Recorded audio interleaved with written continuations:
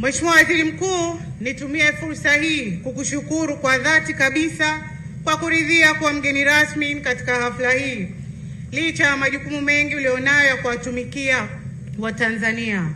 Uwepo wako Mheshimiwa Waziri Mkuu ni ishara ya dhamira thabiti ya kuunga mkono juhudi za kuimarisha sekta ya elimu nchini.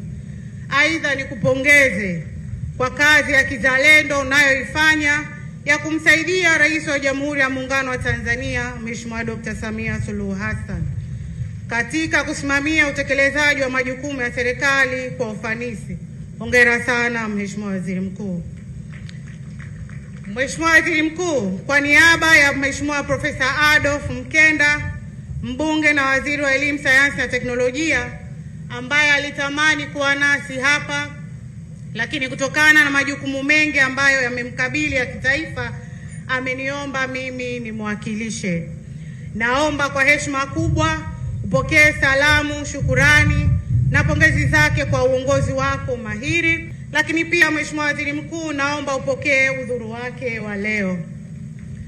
Mheshimiwa Waziri Mkuu, tunaomba kama wizara tumshukuru kwa dhati Mheshimiwa Dr. Samia Suluhu Hassan, Rais wa Jamhuri ya Muungano wa Tanzania, kwa uongozi wake thabiti, maono na dhamira ya dhati ya kuifanya elimu ya juu kuwa nyenzo ya mageuzi ya kiuchumi.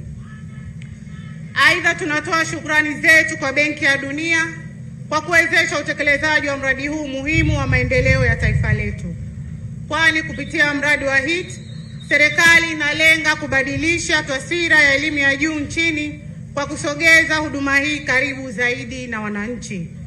Wizara imejidhatiti kusimamia utekelezaji wa mradi wa HIT kwa kuzingatia thamani ya fedha, ubora na muda uliopangwa, huku ikiimarisha mifumo ya ufuatiliaji na tathmini ili kuhakikisha uwajibikaji na tija inayokusudiwa inafikiwa.